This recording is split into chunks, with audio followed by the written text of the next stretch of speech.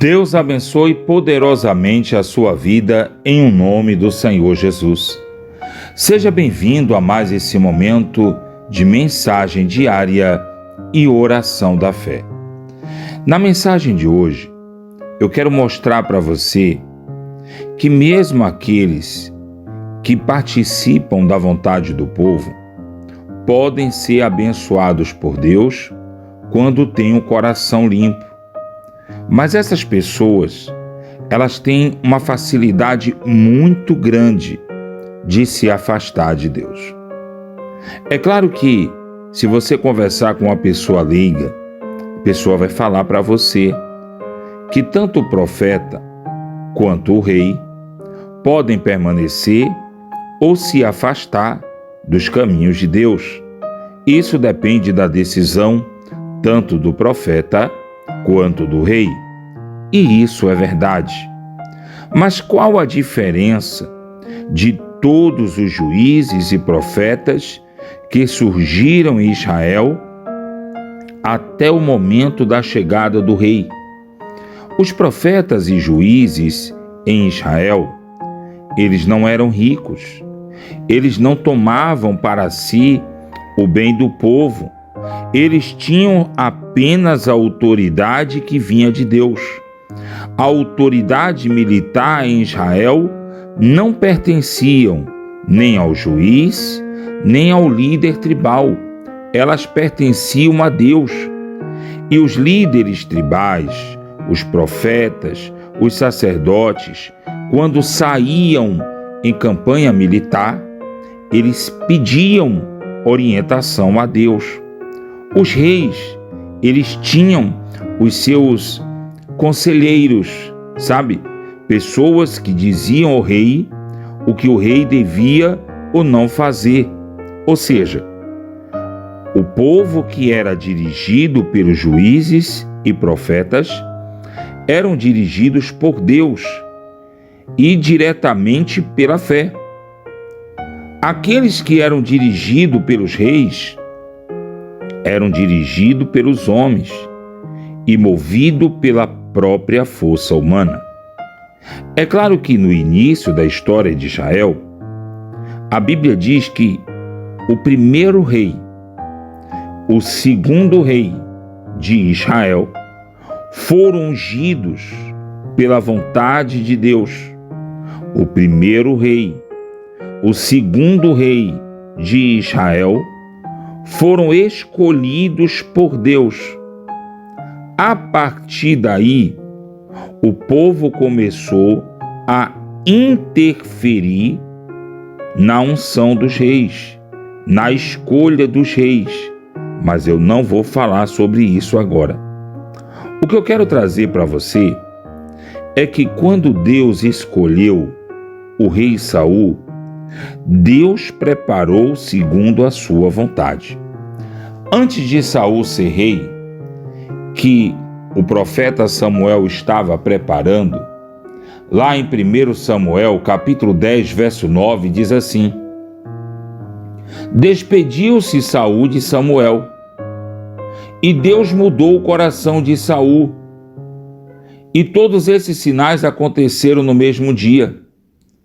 Eis que um grupo de profetas passava, e Saul saiu-lhe ao encontro, e o Espírito de Deus se apossou de Saul, de maneira que ele profetizou no meio dos profetas. Todos os que antes conheciam Saul, vendo que Saul profetizava com os profetas, diziam uns aos outros: o que é isso que aconteceu com aquele rapaz? Está também Saul entre os profetas? Então um homem respondeu: pois quem é o pai deles? Pelo que se tornou em provérbio: está também em Saul entre os profetas? E profetizando, seguiu por todo o caminho alto. Olha que o Espírito Santo, ele preparou Saul para ser um rei extraordinário, para que Deus confirmasse não somente Saul, mas também a sua descendência no trono. Mas a Bíblia diz que Saul, ele começou a se tornar cada vez mais poderoso. Ele começou a se tornar cada vez mais rico. A Bíblia diz que Saul, pouco a pouco, foi se afastando de Deus, e o lugar que era ocupado pelo Espírito Santo foi se ocupando pela vaidade dos seus pensamentos e de suas escolhas, até que chegou o momento da rejeição de Saul. Lá em 1 Samuel, capítulo 15, verso 10, diz assim: veio a palavra do Senhor a Samuel dizendo: me arrependo de haver levantado Saul rei, porquanto deixou de me seguir e jamais tem cumprido as minhas ordens. Então olha que Saul, ele deixou de seguir a vontade de Deus. Saul, tanto envolvido com riquezas, com mulheres, com poder, Saul, ele deixou de ser uma pessoa espiritual e passou a ser uma pessoa carnal. E eu quero que você entenda, algo muito importante em Saul, e eu vou falar porque é que eu estou explicando isso para você. O rei Saul, antes de se tornar rei, era um garoto simples. Ele era tão simples que ele conheceu o profeta Samuel porque ele estava preocupado com um animal que fugiu. Olha que ele deixou de ser esse garoto simples e se tornou um homem poderoso e rico. Por que é que eu estou falando isso para você? Porque quando você se aproxima de Deus e a sua visão é aquilo que Deus pode fazer na sua vida material, não pense você que o diabo vai se levantar para tirar seu emprego, que o diabo vai se levantar para poder tirar de você suas conquistas. Não. O diabo ele só vai tentar tirar de você alguma coisa que você conquistou se ele observar que mesmo você crescendo, mesmo você prosperando, você não se afasta de Deus. Aí o diabo ele vai tentar fazer o que for possível para destruir você. Mas tem pessoas que entram na igreja para cair de novo.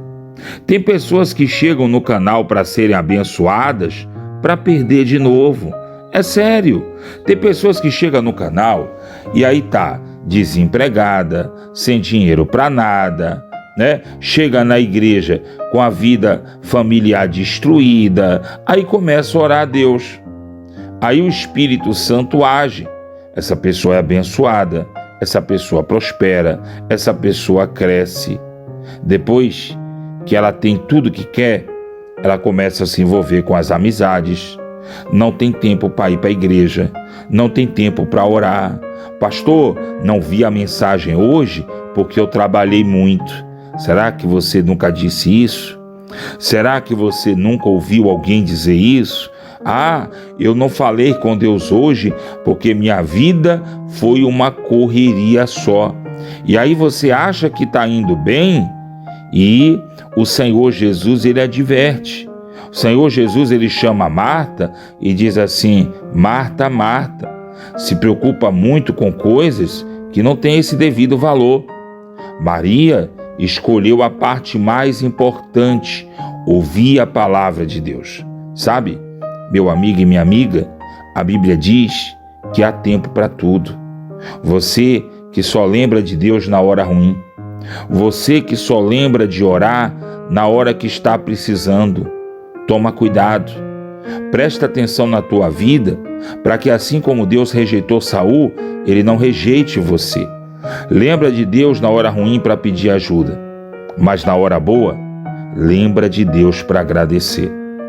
Na hora ruim, lembra de Deus para pedir socorro, mas na hora boa, lembra de Deus para ajudar a obra de Deus. Lembra de Deus para estender a mão para as pessoas que estão do teu lado, que precisa de ajuda, assim como um dia você precisou. Não adianta você querer que as pessoas tenham um coração bom e você tem um coração ruim. Não adianta você querer que os outros sejam gratos, quando a ingratidão, ela faz parte de você.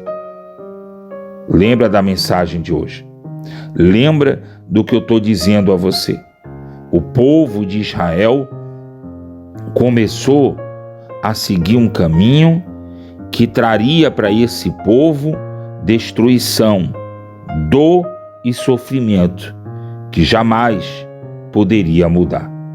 Eu vou dizer a você porque é que eu estou fazendo esse estudo, mas eu peço que você não deixe de acompanhar esse estudo até o final, que você vai entender porque é que existe em Israel hoje tanta guerra, tanta destruição, tanta morte.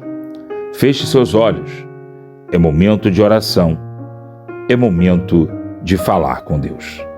Senhor nosso Deus e eterno Pai, eu sei que o Senhor nos ouve, não porque merecemos, mas porque o Senhor é misericordioso.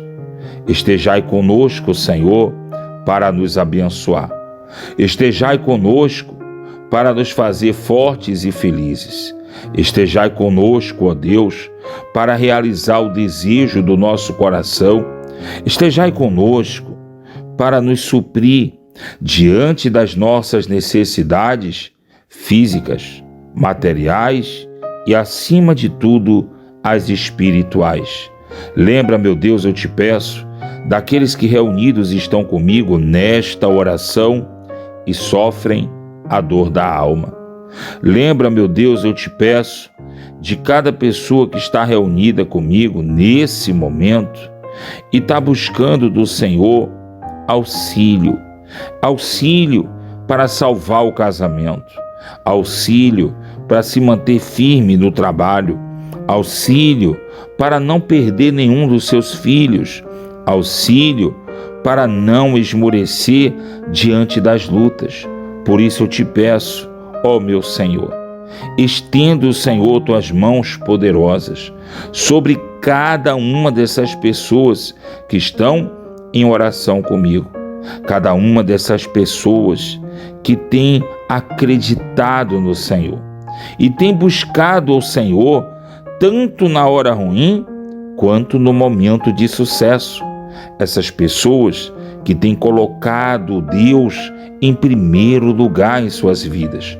Essas pessoas que talvez não colocou Deus em primeiro lugar em suas vidas, mas neste momento, nesta oração, eles se arrependem e pedem ao Senhor: Senhor, lembra-te de nós, para estender tuas mãos santas e poderosas e nos abençoar. Lembra-te de nós, para fazer cada um de nós feliz e realizado. Que a mão do Senhor se estenda para levantar o caído, para proteger o fraco. Que a mão do Senhor se estenda para salvar o perdido, para libertar o escravo. Que a mão do Senhor se estenda para trazer união a essa família e expulsar o espírito da contenda e da separação. Que o poder de Deus se manifeste na vida de cada um desses que tem buscado e invocado ao Senhor. Eu clamo a Ti, ó Deus, para que neste momento esta água agora apresentada seja consagrada a Deus para a cura e libertação desse povo. Te peço, meu Senhor, lembra daqueles que têm usado pouco de sua força para ajudar neste canal. Lembra para protegê-los do prejuízo, para prosperar as obras das mãos, para abençoar este povo que tem se lembrado do trabalho do Senhor, em um nome de Jesus.